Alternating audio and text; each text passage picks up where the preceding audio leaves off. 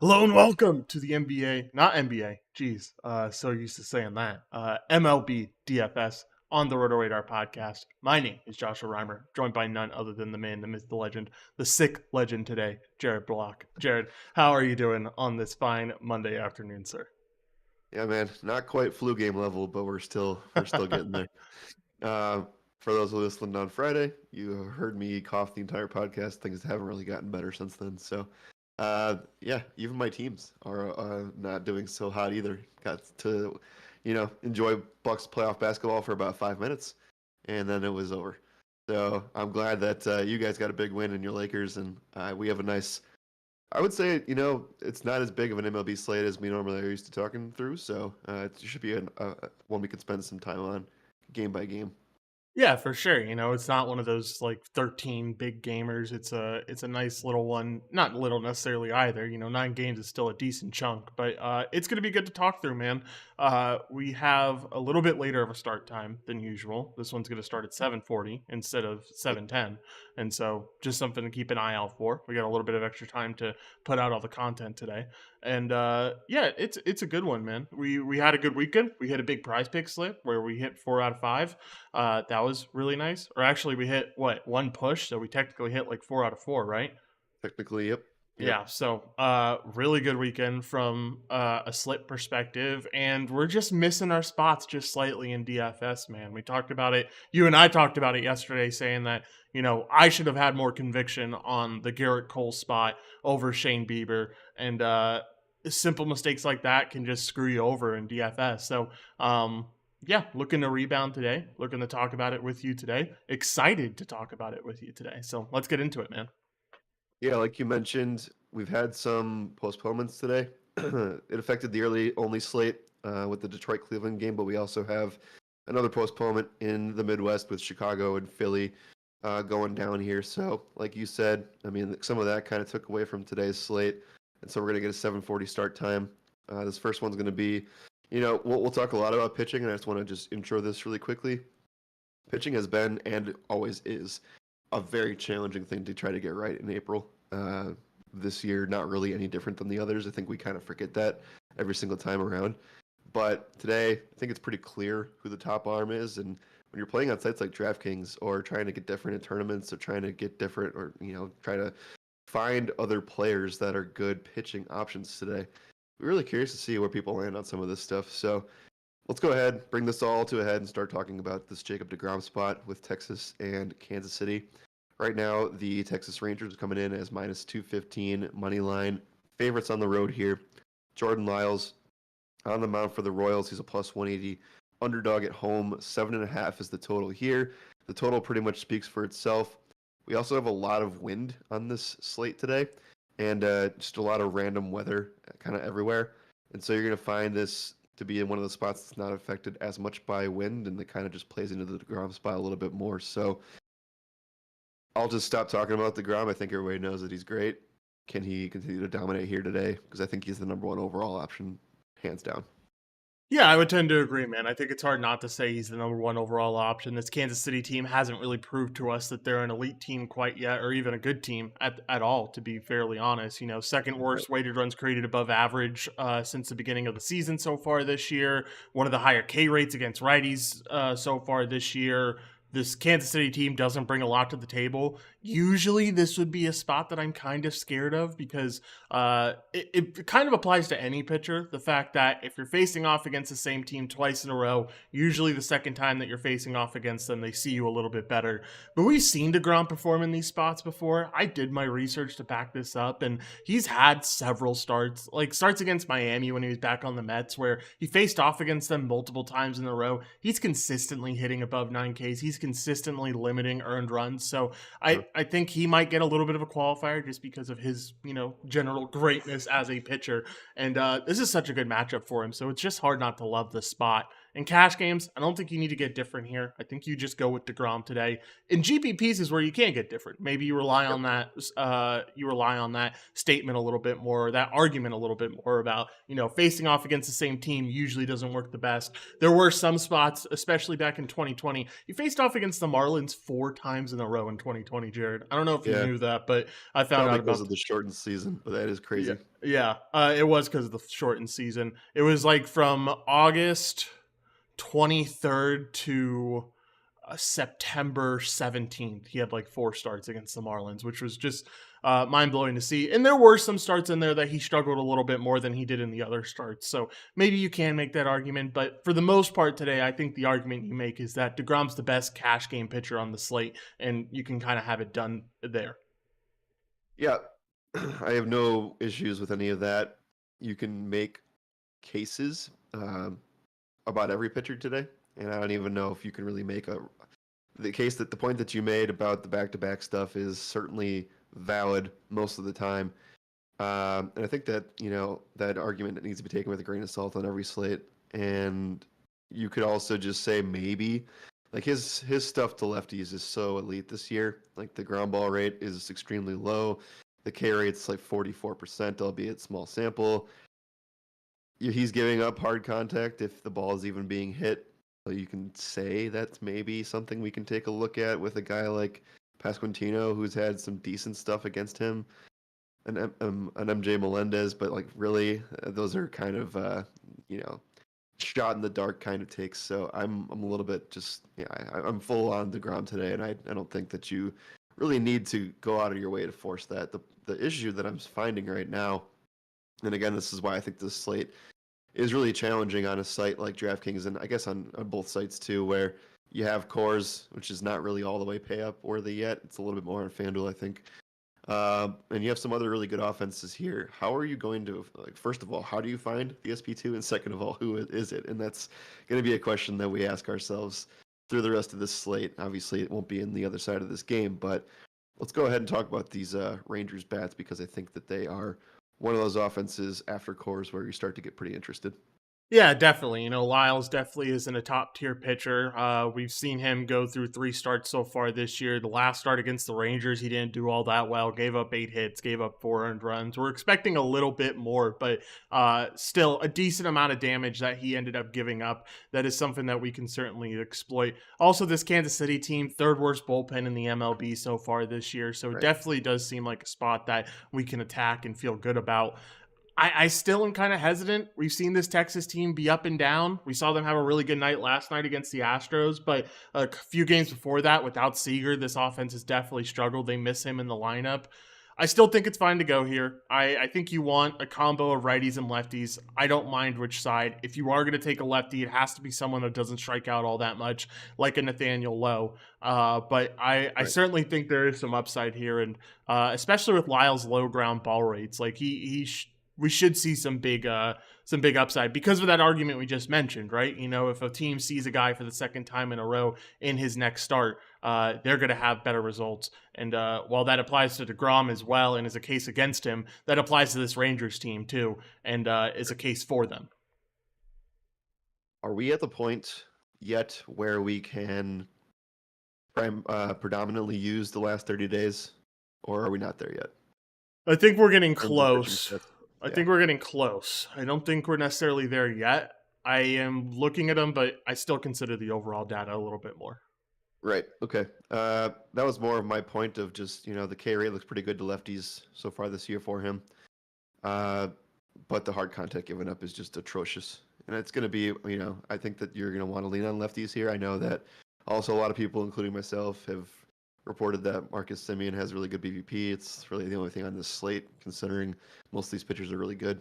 So, yeah, I don't have much more to say. I think Texas will find themselves potentially in a top 5 situation. It gets kind of hard when you are talking about both course teams. Then you have teams like the Cardinals, Dodgers, Braves are on that list too. Maybe even the Brewers later tonight. But yeah, I think that you can make cases for some of these guys. The thing that I like about them, to at least highlight something here, is that you do have the opportunity to get some guys pretty cheap in this lineup. Like I think that you can play a Josh Smith to save salary. I think you can play a Jonah Heim potentially on DraftKings to save salary. Other than that, though, I do worry a little bit, and that I don't even think this is a concern for DeGrom because I think they still will score. But is there at least a little hesitancy that they don't? I don't think so. I think it's a pretty good likelihood that they do end up scoring pretty well here. I Okay. wouldn't say they're going to explode necessarily. I'm not expecting I'm not expecting like a whole bunch of runs, like 10 runs or anything. But I am expecting this Right. team to put up some amount of runs here. Just a clarification. I was looking at last year's data when I was looking at that Royals bullpen. They were third last year. They're seventh this year, so still not a very good bullpen. But just wanted to make sure to clarify that on the show. Seventh worst. Yeah. Yeah, seventh worst. Yeah. Okay. And we saw that Braves team completely come in and dominate them. It didn't Mm-hmm. matter who was starting. Yeah, because it just got worse after that. So, yeah. All right. I think we spent enough time on this for DFS purposes. Let's just talk about the fact that I think a lot of people will look at the DeGrom 8.5 strikeouts on Underdog and on Prize Picks. It's the same thing here. The pitcher fantasy score 48.5 seems like a tall task. Obviously, anything can really happen there that can throw that off just a little bit. But are you somewhat interested in anything DeGrom related? Think if I'm going to go anywhere, it's probably going to be that 48.5 number. I'm again scared to attack this pitcher strikeout number, just like we were last time. I feel like the win is not in the bag, but feels pretty good. Feels like the quality start is pretty solid. I like this 48.5 number if I'm going to go anywhere here. And he just hit 49 against this team. Like I I think he has a good chance to hit this number. I wouldn't necessarily say it's a top play, but I think it's a good play. The play that I really want here is Nathaniel Lowe over 1.5 hits, runs, RBIs. That's I think your best bet here. The Simeon strikeout number is really solid, man. They should not have given us this. Lyles already isn't really a K pitcher against righties. Simeon's strikeout rate on the year has been like 15% against righties. It could work out really well for you on Simeon's hitter strikeout number. So the under on that is something that I'd also potentially be looking at. In 23 plate appearances, just to highlight, because I think this actually does there's a point where BVP actually does matter. One strikeout in 23 plate appearances. Even more so the case. Yeah, I really like that hitter strikeout number. Also, let's see. I'll double check with Now, this Kansas we City. should just note that could burn you in like the eighth inning when he doesn't Yeah. pitch anymore. But Oh, again, Simeon's strikeout rate to either handedness is something we should be okay with. yeah, Kansas City Royals strikeout rate overall on the season is at 25%, which is the eighth highest. Surprising to see them struggle in terms of giving up hits, but still be a decent strike. I guess that's probably mainly fueled by Aroldis Chapman, though, is what I would imagine. I don't think you see Chapman today either. I don't know. We'll see. Okay. Yeah, I like the low number quite a bit. And yeah, I think that's something we'll expand on a little bit more, hopefully this week, is this hits, runs, RBIs thing. And it was mentioned by a few very sharp people, mainly our friends in props.cash. We've been keeping an eye on it behind closed doors, but they brought up and made a very good point that, hitters with this, usually you get a little bit better odds, closer to even, if you attack the hits, runs, RBI number over a long period of time. So something we're taking a look at, and I think that the low spot makes a lot of sense. And you could argue that when it's, again, line shopping in a sense, but let's say Marcus Simeon has a 7.5 number, and let's say that the hits, runs, RBIs thing is in play at 1.5. Now, if it's at 2, then it's a different story. But let's just say he hits one hit, and then on Prize Picks, he drives in a run and he scores. That gets you to 7, and you're not cashing that number, and you're hitting it on the 1.5. So it's just a little bit of an insight there. So normally we would like to try to target the hits, runs, and RBIs thing over a lot of stuff, depending on where the numbers are. Yep, definitely. All right. Spent a little bit too much time on this game, probably, but this is where a lot of our cash game viability comes from, if not course. So let's go ahead and move on to the next game and talk about this Arizona team going into St. Louis and playing the Cardinals.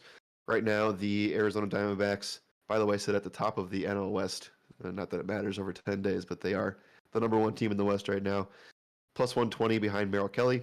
Jack Flaherty, minus 142 at home. 8.5 is the total here. Flaherty being the slight favorite there. As far as weather goes, This game is going to be in the 60s with the wind blowing out to right at 12 miles an hour. So a pitcher-friendly park becomes a little bit less pitcher-friendly. And let's talk about this spot here because I do think that while I'm not interested in pitching Merrill Kelly, he does at least have respectable stuff to back it up. Yeah, for sure. There definitely is respectable stuff there. I will say, you're facing off against the St. Louis, a very solid team in terms of their offense. Even if you're just looking at this year, they're 12th in weighted runs created above average against right-handed pitching. If you're looking at last year, they're a lot better. So, take it for what it's worth. He's also reverse splits, at least so far this year, and he showed a bit of a tendency to do that last year at certain points. So, I could see you potentially taking a righty here. I guess last year was more towards lefties, but um, he has been giving up some big damage to righties.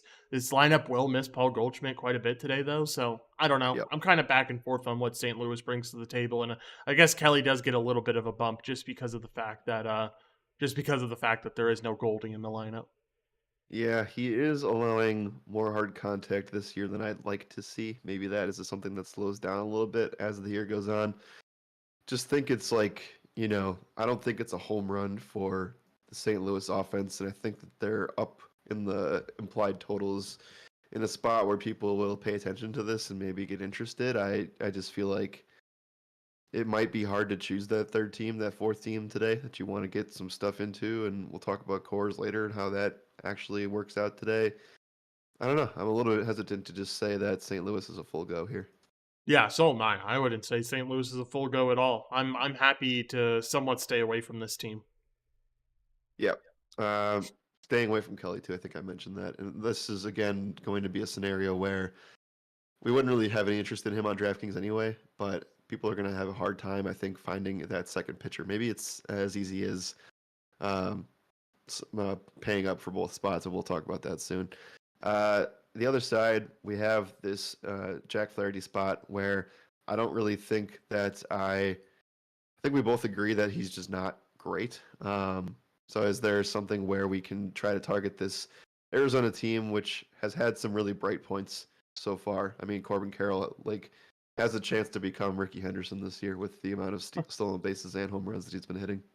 Yeah, I will say this might be the bounce back spot that Flaherty really needs. So we've talked about it so far this year. The walks have been a real problem. He gave up 7 Yeah. walks in the first start against Toronto, 6 against Milwaukee, got a little bit more back on the right path against the Rockies when he faced off against them. But this is an Arizona Diamondbacks team that so far this year is only walking 4% of the time against right-handed pitchers. That's the lowest rate in the MLB so far. So you get a pitcher to potentially help this spot a little bit more, and you could be looking at a really good Flaherty spot in a spot against a Diamondbacks team that, while they aren't necessarily strikeout heavy, they have strikeout heavy guys throughout the lineup.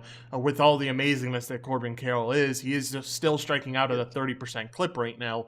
Yep. Lourdes Gurriel striking out at 24%, Perdomo at the bottom of the lineup striking out at 26%, and then you have a lot of lower K rates throughout the rest of the lineup, but this seems like it could be a decently solid spot for Flaherty. You're at home. I know you mentioned how this ballpark is affected by the wind, but it's still St. Louis. It's still incredibly pitcher friendly. I could see Flaherty getting the job done here, man. I could see this being a pretty good start for him. I think that he comes into a range of like 3 pitchers today that I would consider as an SP2. And the reason that you're probably going this direction is because you can grab one more big bat and feel pretty good about your spot.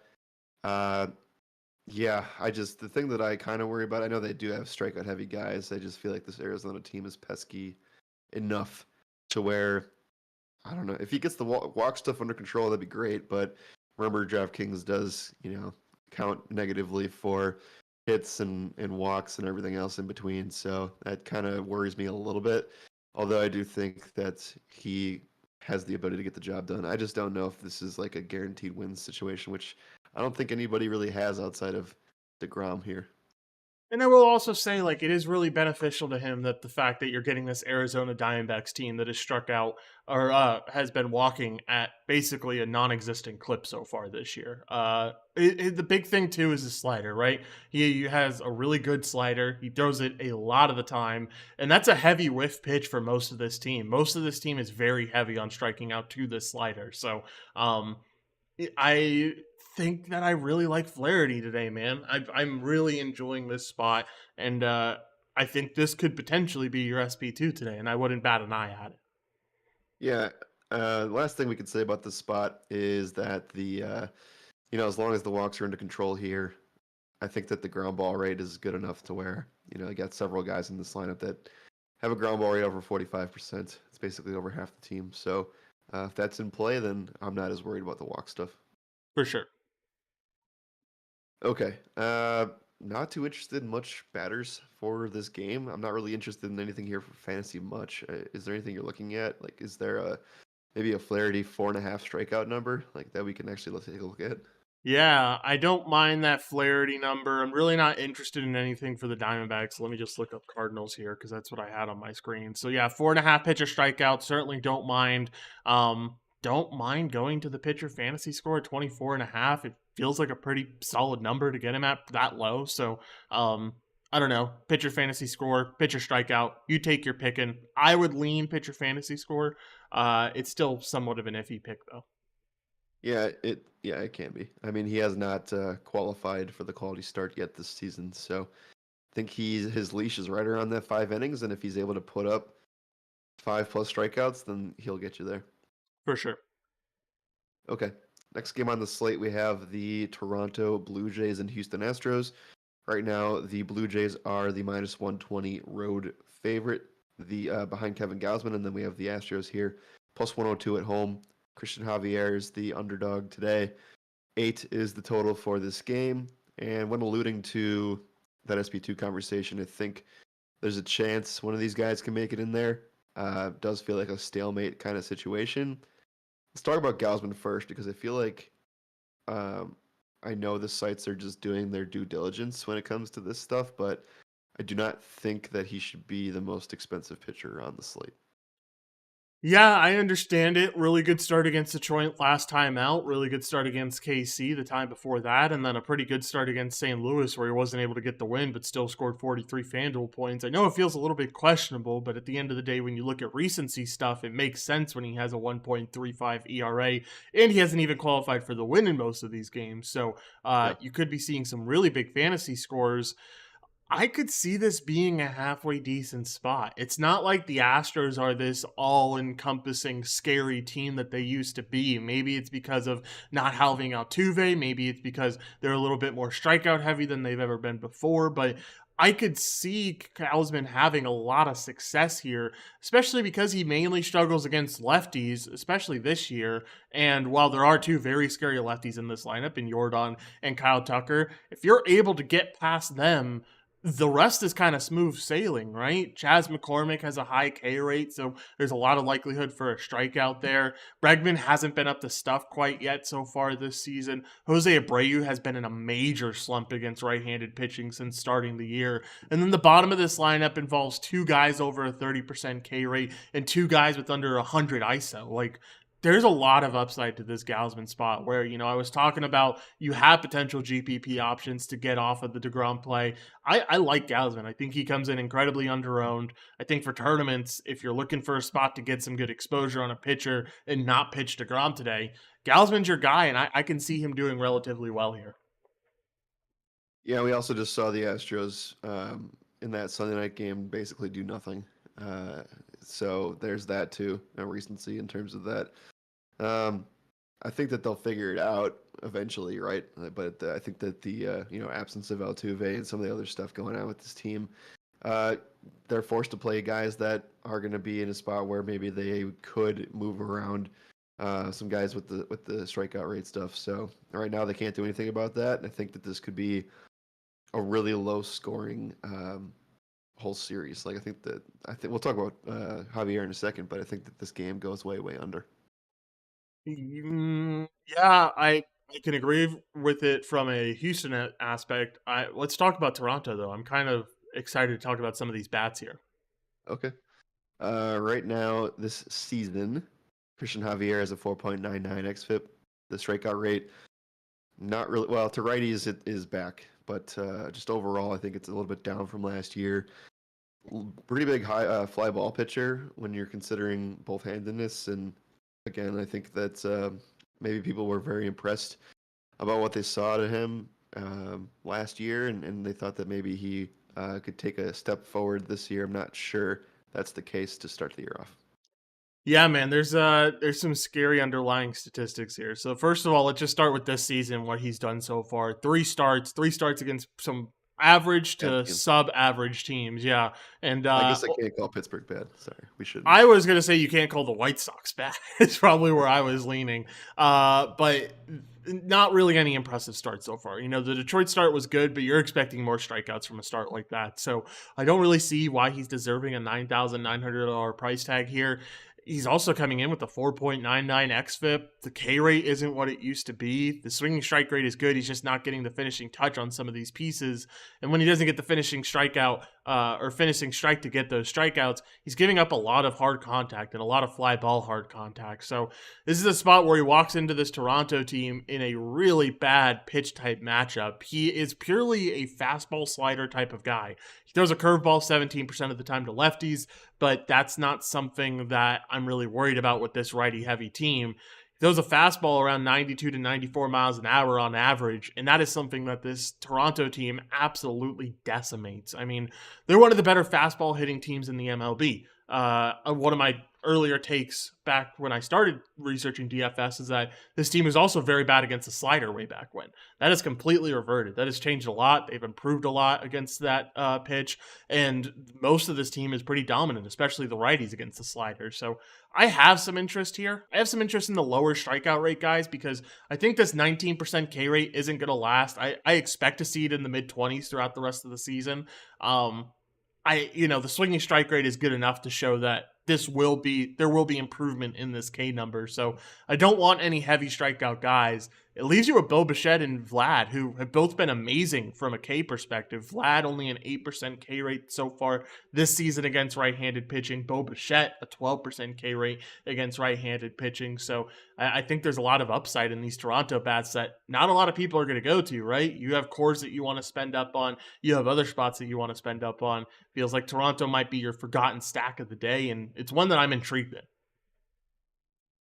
I think you will certainly be pretty contrarian to go that way. I think that I think that the data is just telling you one thing, and then I think that, like you said, the underlying stuff is telling you a different story. So I could see a situation where that works out for you. I don't know. I mean, in tournaments, you want to go like obviously all the way through if you're going to have that kind of a conviction on a spot. But in cash, where does this play kind of take you? Are you worth, or is it worth getting up and spending on a Guerrero to potentially not be able to roster a guy from Coors that probably should be rostered?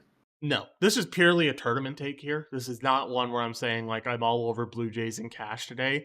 I'm just saying that I'm not going to be shocked if you see this Blue Jays team hang up a 7 run score by the end of the night, and they're one of the top teams when it comes to tournaments when it's all said and done. But I don't think it's anything that applies to cash. I was going to say maybe a cheaper hitter, but I don't think I really like any of the cheap hitters. I want the expensive guys like Vlad, like Bichette, even George Springer to a certain extent. But yeah, I don't know. It's all going to be very predicated on will they strike out to this slider too. He hasn't shown the bite that he usually does with this slider. This team, while hitting the slider better, has turned a really bad whiff rate all the way around. So when it comes to facing off against that slider. So if they strike out to it, it could be the exact opposite of what my take was. That's the one red flag here, but I see the tournament upside, I guess is what I'm trying to say. Right, right. I think the more important pressing question here is will people roster Javier as their SB2 today? I think that's I something hope that they people do. may do. I don't know. I hope they do. It'd be a horrendously bad spot for them to do so. He could, Yep. like I said, he could get lucky. He could get a pitcher's ump. He could see a lot of positive regression with the K rate, like I mentioned. He should sooner or later, and that slider could be really working for him today. But I think this Toronto team will be able to get to him. Okay.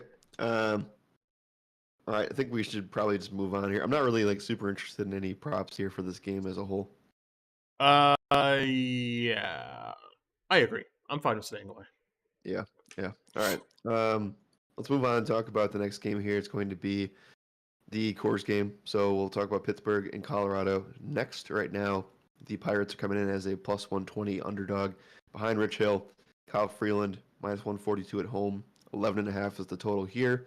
No surprises from any of this stuff. And we get this Pittsburgh Pirates team. I guess in general, I think the whole game outside of like the stars is pretty affordable. You could even say that some places are underpriced on a site like FanDuel.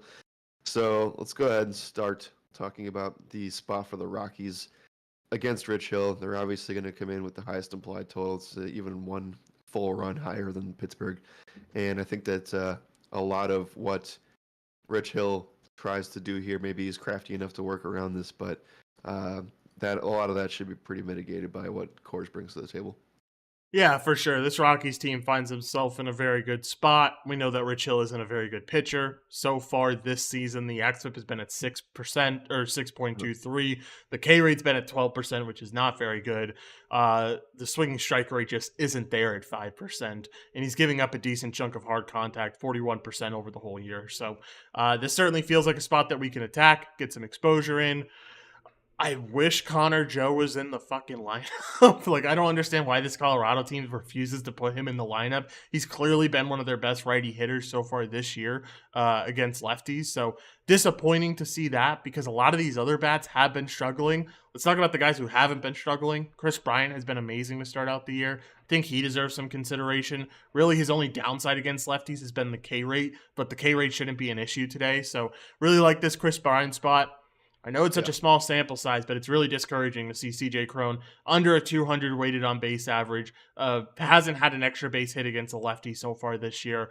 Definitely could turn around here, though. So don't mind banking on that turnaround spot for CJ Cron. And then don't mind going towards the bottom of this lineup. You know, guys like Tovar, who have been hitting the ball extremely well against lefties. Montero, who's been on a killer streak as of recent. There's a lot of interest in this Rockies team. I do have interest, and I think you have to. I think you have to load up here today because there's not really a lot of great offenses, so you're kind of just forced to be here. Yep, agreed. Love the spot for Chris Bryant. Think that there's a misprice here on FanDuel specifically, where he's 3,100. DraftKings coming in at 5,500, where he should be.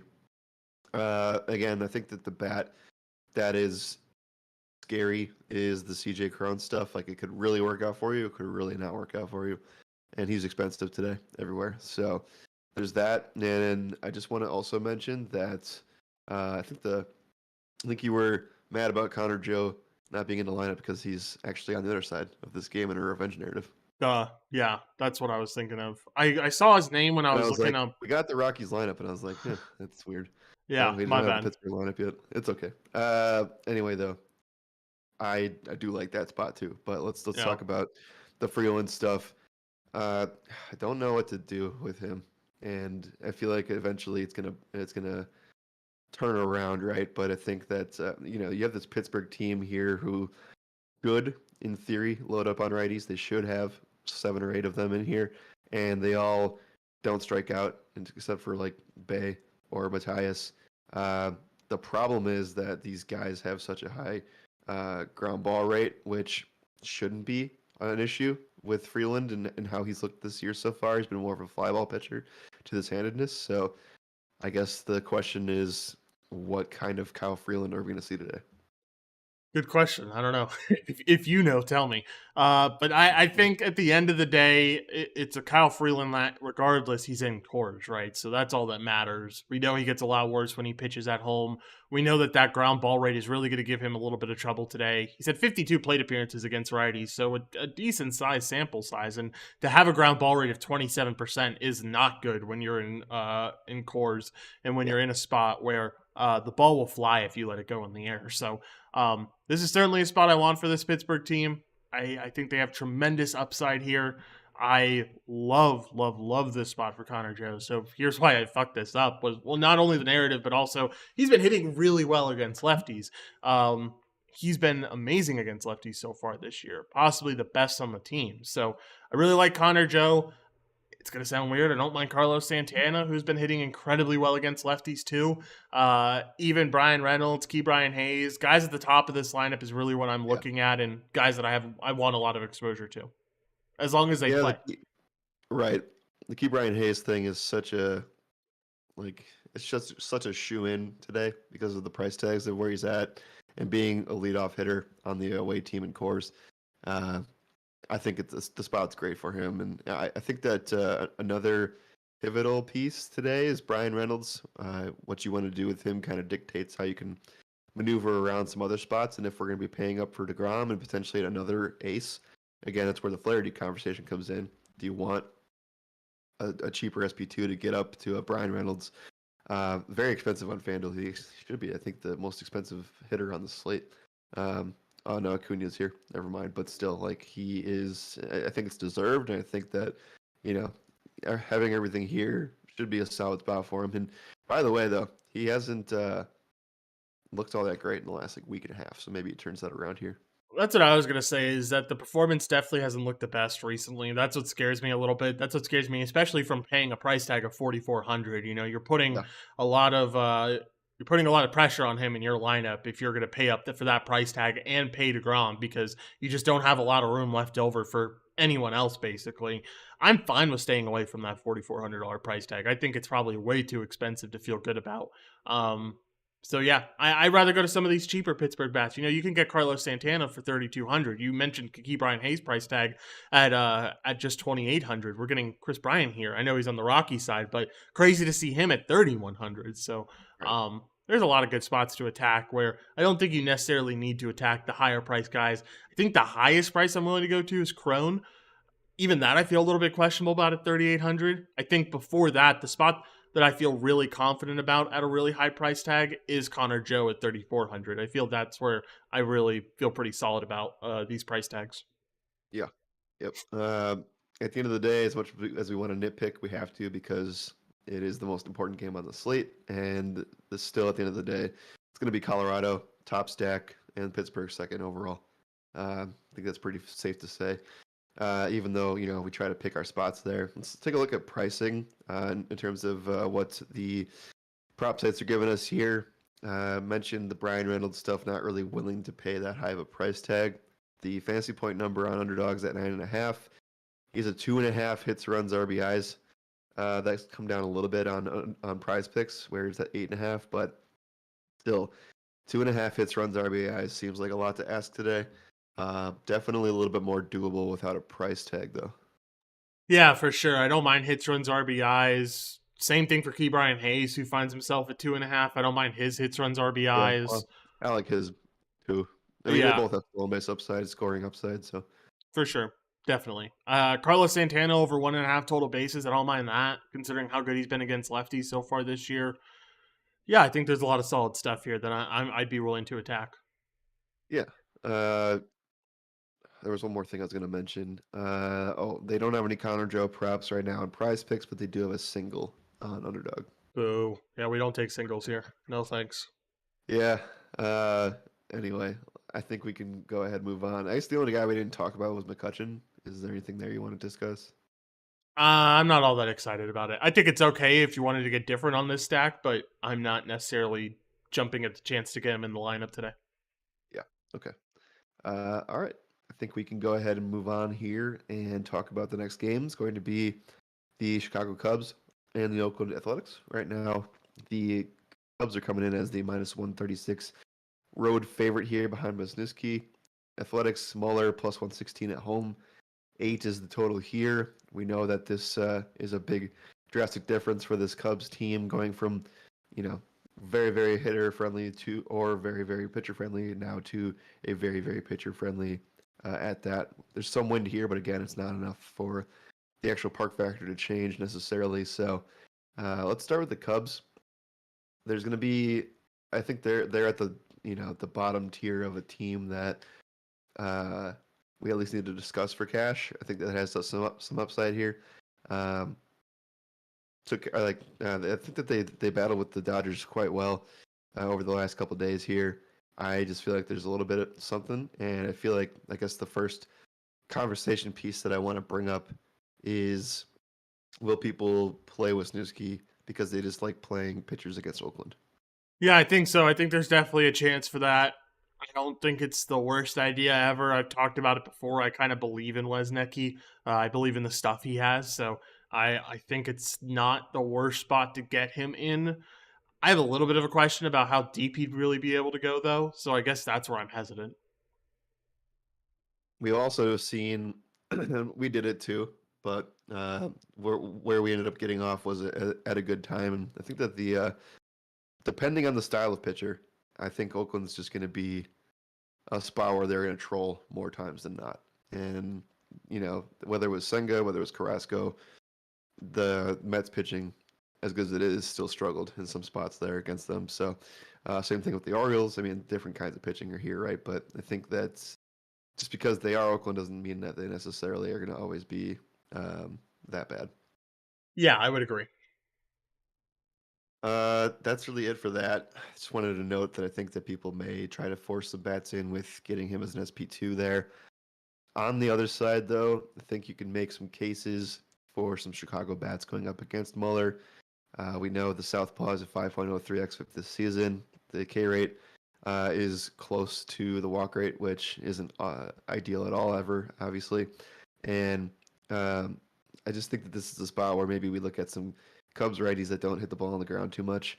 But some of those righties do strike out a lot, so I'm not sure how to attack that.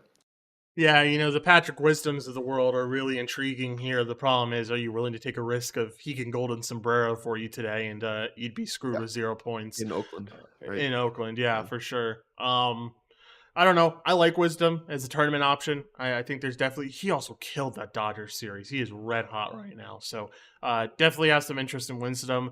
Also have some interest in Seiya Suzuki. Going to the West Coast has usually been a thing for these Japanese players. So I don't mind going Seiya Suzuki. And then also potentially going to a guy like Dansby Swanson or Ian Happ wouldn't be a bad guy. If you're trying to get contrarian and get a lot of this Cub stack, I can see the potential route to getting multiple of these guys in the lineup. For me, though, in cash, I think they're one of those teams that qualify as a 4 or 5, but don't feel great about them. Yeah, I think, like I said, there's certain guys that I like. It's just gonna be a spot where, like, maybe if Coors wasn't on the slate, they'd maybe crack a one off there. But yeah, Mm-hmm. I think that the Cubs are in play. It's just going to be a team that we talk about and probably do nothing with. Yeah, probably. All right, that's it though. I think we don't have anything to really touch on. I think that there's a say 1.5 hits, runs, RBIs there. I Have a don't lot mind of that. hitter fantasy scores everywhere else, and Ian Happ has something like that as well. Those are in play. I think that yeah, that's really all. I mean, it's just above average, I think is what it comes down to. I think if I'm going to go anywhere prop wise, it's Seiya's hits, runs, RBIs, but that's about it. Okay. Yeah, nothing to really stretch on there. He has the same thing on underdog, by the way. 1.5 hits, runs, RBIs. So I don't mind don't that. mind that. All right. Let's go ahead and move on. Got 3 games to go. Milwaukee and Seattle is next right now. The Brewers are going to come in as a -154 road favorite behind Corbin Burns. Chris Flexen, the Mariners, +130 at home. 7.5 is the total here with this big ballpark and really pitcher-friendly environment here. The first thing that I wanted to mention is that we just keep seeing this Corbin Burns spot under 9K on DraftKings, and he finally cracked the 10K range. But let's also remember that he did show up and look like the old Corbin Burns against Arizona just a few days ago. And I'm just kind of curious to see if we actually see a corner turning here, or is this still too early to roster him? I don't think it's too early to roster him. I'd have a lot of interest if this wasn't against the Seattle Mariners. I mean, it's just a tough team to go up against. They certainly have a high K rate. This is a really nice ballpark to pitch in. So Burns definitely has the upside. And again, is another viable pivot off of DeGrom. I guess I just hesitate on the fact that I don't know how in the bag the win is here, but that's the Right. risk you take in tournaments, right? So if he's able to get you the win, he could definitely have a big performance. Like I mentioned, lots of strikeouts available with this Seattle team. Um, I don't mind it. I don't think it's bad. I don't think it's great either, though. Right. That's kind of where I feel. I also feel like the slate has a bunch of landmines for SP2 today. I'm not saying that he's necessarily one, but if he, I don't know. I'm a little bit unsure that he's back to fully being himself and dominant like that. So, uh, even if he was, I don't think like if we were talking about Corbin Burns from last year, I don't even know how excited I'd be right now about this spot. Yeah, it's just a really good offense, right? Like they have really good pieces all the way through, so it's hard to get really excited about it. Right. I'm not too interested in anything on this side for them either. Like I think that the like yeah, sure, I think Burns could get lit up and look like he did the first two games, but I also think that Seattle's offense is just like yeah, it's kind of just a stalemate situation, which is kind of the story of today in some aspects. Yeah, for sure. All right. On the other side, we were going to have a narrative of Jesse Winker, which, by the way, there is a narrative on the other side. It's Colton Wong versus Burns, who actually does see him pretty well dating back to St. Louis. But the other narrative here was the Jesse Winker spot, which did not pan out in Seattle. He's on the IL though, so he's not going to play today. So anyway, the Spurs team. Put up a lot of runs in San Diego, then did not yesterday. And so I feel like this is a spot where against Chris Flexen, it can go really either way here. I'm usually on the side of Flexen being a gas can. Is that going to be the side you're on today? No, I'm not. Mainly because it kind of sucks that you have so many lefties in this lineup. I mean, we don't know what the lineup is Yeah. going to be, we're assuming, but most likely it's alternating all the way through. So you're going to see four lefties Yep. in this lineup. Oh man, I wanna have a Toronto start against this Chris Flexen spot. That's what I need to see. I need to see a whole bunch of righties against Chris Flexen to get really excited. So, um, maybe we see them change things up. Maybe we see Voit get Yeah. into the lineup instead We'll see. of someone else. But um, I would really like righties here. I think Willie Adames spot is incredible. I think the Brian Anders spot is incredible. After that, you're getting into some guys that just haven't been hitting the ball all that well so far this year, like Contreras. Decent weighted on base average, but a 55% ground ball rate just isn't going to cut it against righties this year, especially for DFS. You could go to Brosio. I don't mind that. Like if he's in the lineup, even.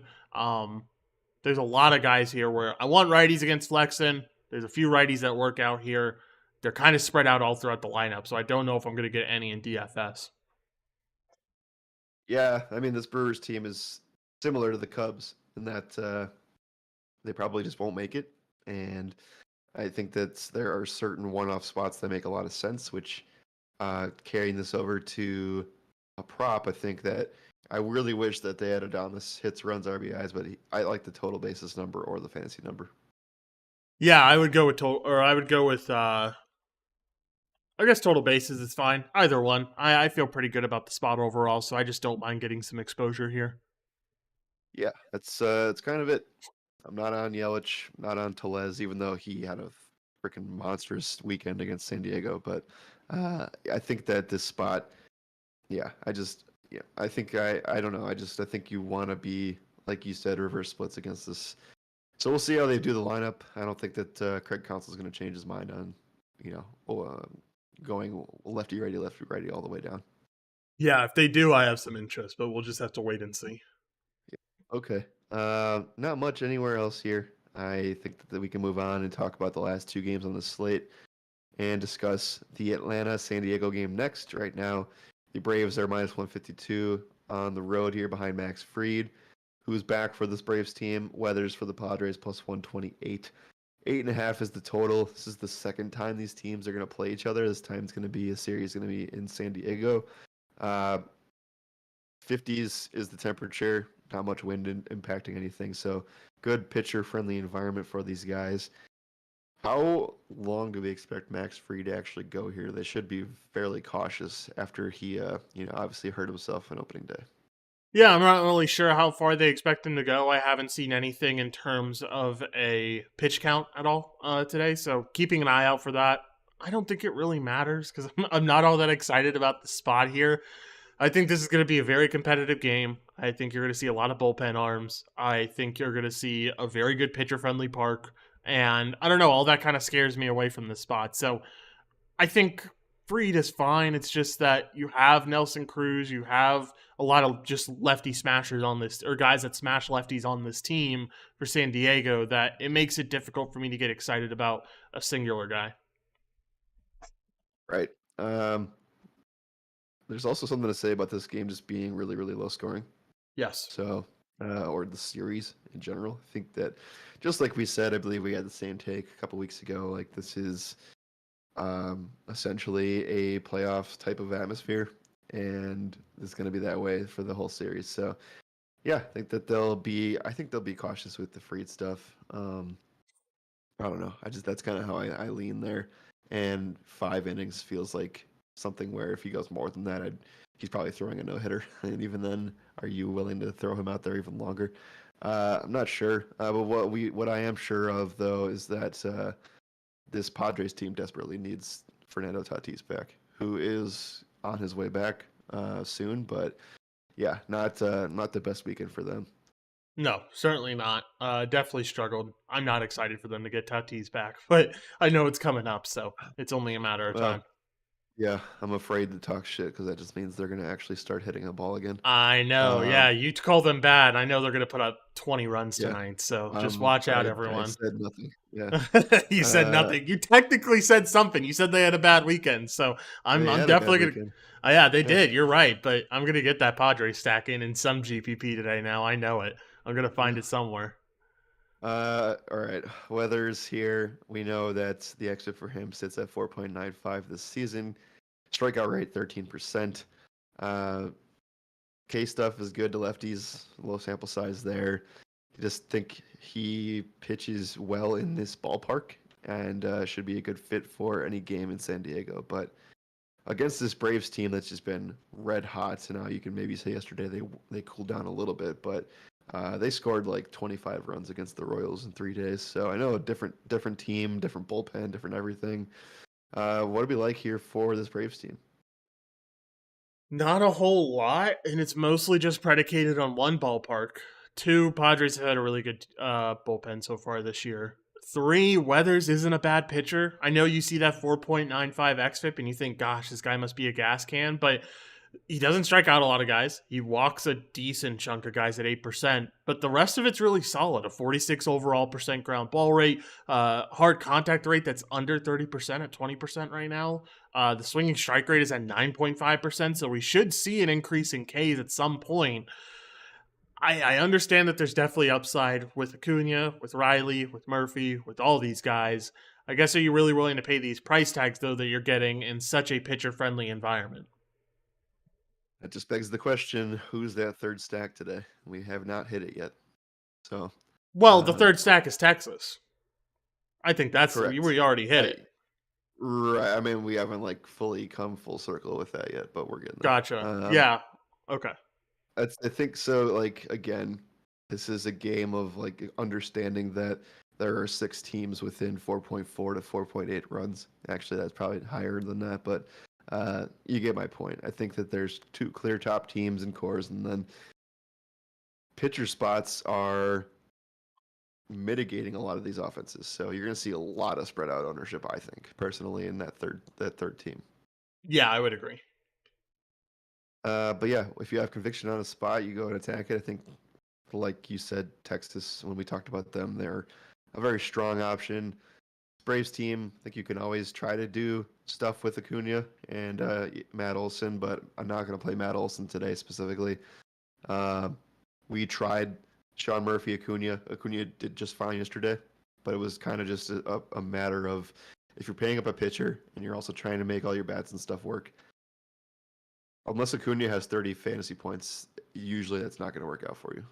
I think is kind of how you, maybe not 30. That's an exaggeration. He has to score 20. Yeah, I would agree. A guy that I wouldn't mind getting if I'm going to get one Atlanta Brave is going to be Ozzy Albies. I mean, he's been on fire recently, had a home run yesterday, has been seeing the ball really well, has had a base hit in 7 out of the last 8 games. So I don't mind the Albie spot. We want him against lefties anyway, so kind of makes Yep. sense to get him here. Yeah, Albies is about it though. I think it's mostly just a price tag play too. Getting him at 2,800 in the two or in the four hole is going to be pretty juicy. Yes, I agree. Only thing that he has on any prop site is the single on underdog. So unfortunately, that's what we have. Boo. For what it's worth, also, we know that Weathers isn't a big K guy, but just to compare, he has the same strikeout prop as Max Fried today at 3.5. So it kind of tells us that these sites don't want to take action on Fried going along. I think he's probably going to play a pitch 4 innings today, maybe 5. Yep, for sure. All right. I think that's it for this game. Anything else you want to bring up prop related? I think that, like we said, Albies doesn't really have much. Yeah, not really much on the Braves side, not really much on the Padres side. I think you can have. Yeah, sorry. I Yeah, was it's in the the same middle of a thing as yawn. yesterday. He cleared that really easily. So Yeah. definitely a 5 entry kind of situation there. Anyway, let's go ahead and move on to the last game on the slate. Going to be the New York Mets and the LA Dodgers. Right now, the Mets are coming in as a plus 132 money line underdog behind Peterson. Dustin May for the Dodgers minus 156 at home. 8.5 is the total for this game. Weather for this final one here as well. We've noted that on the West Coast, this stadium, Dodger Stadium, one of really the only hitter-friendly ballparks, and you're gonna get a spot where it's not the warmest, but it's going to be a spot where the wind is blowing out to center straight away, 13 to 15 miles an hour. Should give an extra bump to those bats. I want to make the conversation start by asking you if you think that the Dodgers offense today is a top 4 situation. No, not really. I respect David Peterson. I respect this Mets bullpen. I'm not really all that excited about the Dodgers. I'm actually a little bit more excited about the other side. I was excited to talk about these Mets first. Okay.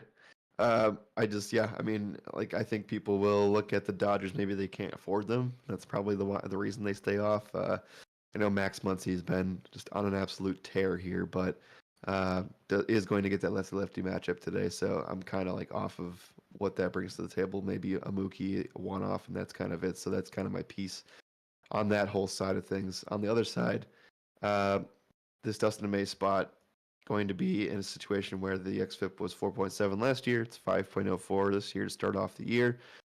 Strikeout stuff is way down compared to what it has been in the past. He's been inducing ground balls at a higher clip to righties. The hard contact to lefties has been the big issue. And there's a lot of plate appearances here, right? 46 to start the year off, and then 22 to the righties. So you're obviously seeing teams stack up. Maybe it's just a bad he's got a bad string of teams that have a lot of lefties in general. But this Mets team is going to be a team that has a lot of lefties in general. So I think that's, after maybe a day or two of unfortunate stuff happening to this Mets offense, I feel like they're back in a spot where obviously can we talk? I know I'm rambling. But can we talk quick about how low owned those guys were on Friday? I Like know. that was insane. Insanity. Yeah. They're probably going to be really low owned today too. Yeah, but this Mets team definitely has the conversation to be one of your best stacks of the slate. So let's go over everything. First of all, Dustin May has not been good this year. The strikeout rate has been really bad at 17%. There's been a lot of walks. It's not even like the swinging strike rate says that this is going to be getting back on track. A lot of the guys that we've talked about today with low K rates, I don't know why I'm blanking on all the names all of a sudden. Christian Javier, for example, Jack Flaherty, for example. Some of these other guys, they have decent swinging strike rate. Ryan Weathers as well. They have decent swinging strike rates. So I kind of talked about this last year, but the way swinging strike rate works, usually you can double swinging strike rate, and it'll by the end of the season, it usually turns out to be their K rate. So if they have a 9% swinging strike rate, usually if you double that, it'll be 18%, and that's where they'll end around the end of the season. Swinging strike rate is a good way to see, do they have the stuff? Like, are their pitches nasty enough in a sense to get those swings from batters. And that swinging strike rate is just a really important stat. I kind of value it a little bit more than K rate overall because it kind of helps you evaluate just what type of stuff a pitcher has. But Dustin May's swinging strike rate has been tremendously awful at 7.4% so far this season, and in a spot where it shouldn't be awful, right? You're playing against you've played against the Giants once this year and the Diamondbacks twice. Like, there should be a lot more impressive stuff from you so far this season, and we just haven't seen it for him. So the stuff just isn't there. The hard contact is certainly there, though. He's giving it up at a 45% clip. If you give up hard contact against lefties at a 45% clip in this ballpark, you are asking for trouble. Dodger Stadium, like you mentioned, a very home run friendly ballpark. I think the most home run friendly ballpark in the past 3 years outside of the Great American Ballpark. Yeah, outside of Cincinnati. So this Dustin May spot is setting up for all types of trouble. You add in the fact that this Dodgers team has had the third worst bullpen in all of baseball this season. I can see this Mets team really get into it, man. I could see this Mets team putting up like a 10 spot at the end of the night and no one expecting it, and it kind of being a difference maker. Your main situation is like, who are you going to take on this Mets team? Because everyone's a fucking fortune on this team, and it's really hard to find a guy that you really can play. I would really love to play Lindor, but that price tag's way too high.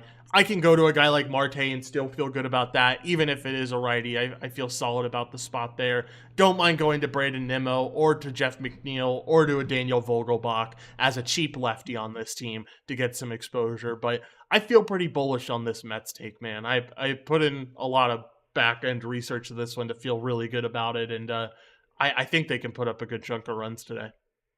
Yeah. So first of all, I think that this is the take that separates today. And I think that, we talked about several other offenses. I think we still like Texas, but a lot of spots where that could be, again, landmine candidates. You also get this Mets team that now has played 6 games in the most pitcher-friendly environments, and they've also crushed in some of those environments too. They just, they played, sorry, never mind. They played in New York for the San Diego series. But again, Mets City Field is a pitcher-friendly park in general. So Oakland, though, I mean, Nimmo just absolutely had himself a day on Friday.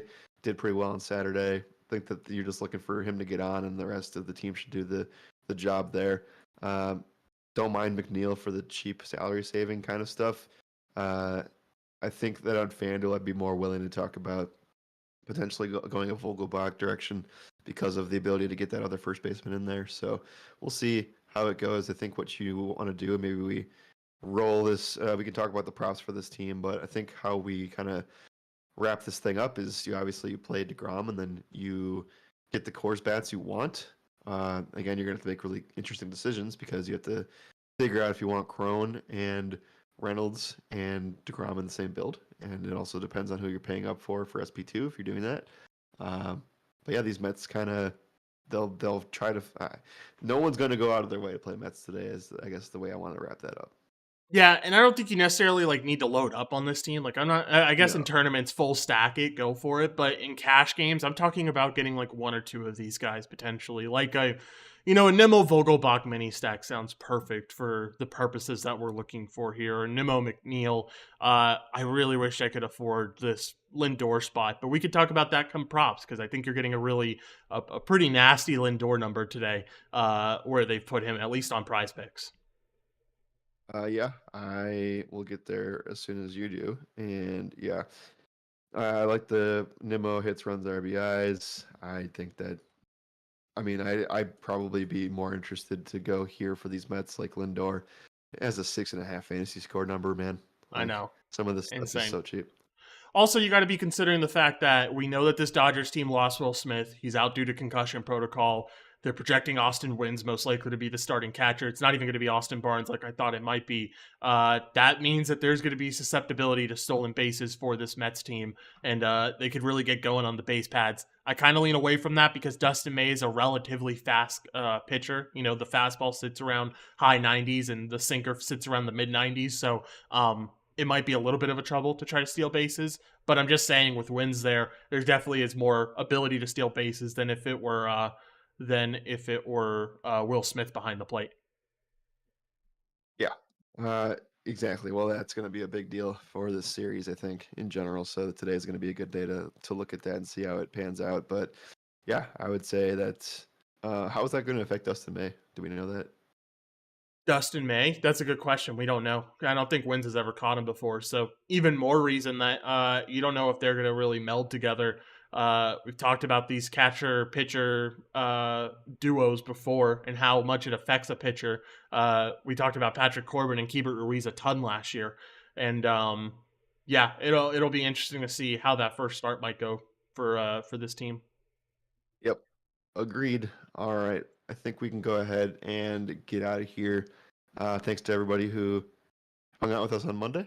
And yeah, I'm personally ready to be over my sickness, and I know that everybody else is too. So thanks for bearing with me on that. Yeah, for sure. Barely even noticed it. So I thought it was a really good show, man. Starting to get in the groove a little bit. It takes a little bit of time to get this research process under me because my research process is so in depth with MLB. So it takes a little bit to fully get there, to fully get the routine going. But feel like I really got a good sense of where today lands, and I'm really excited about tonight's slate. I think people make mistakes. You kind of mentioned them. Potentially pitching Christian Javier as an SP2, potentially pitching anyone else except for Jack Flaherty as an SP2, maybe is even the case you can make, because I really like that Flaherty spot, and I kind of think it's a mistake to pay up for a Burns or, a higher price pitcher when you're not sure if the win is fully going to be there for them. And I feel like I have a really good read on this Mets team. This feels like one of those takes that you end up clipping at the end of the night because it is so solid.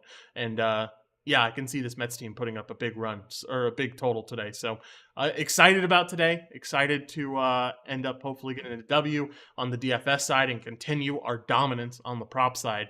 Jared, any other thoughts here? If not, we're going to get out of here.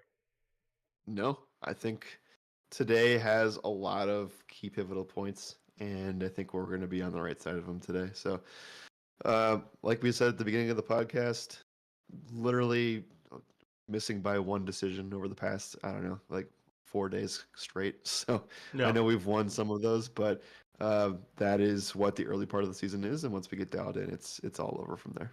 That's what NBA was for like a 1 to 2 week period, was just like missing that one decision, getting that one bad luck spot. And then all it took was us to turn things around for the variance to come on our side. And we had a killer last like month and a half of NBA. So, watch out for us, I guess is what I'm trying to say.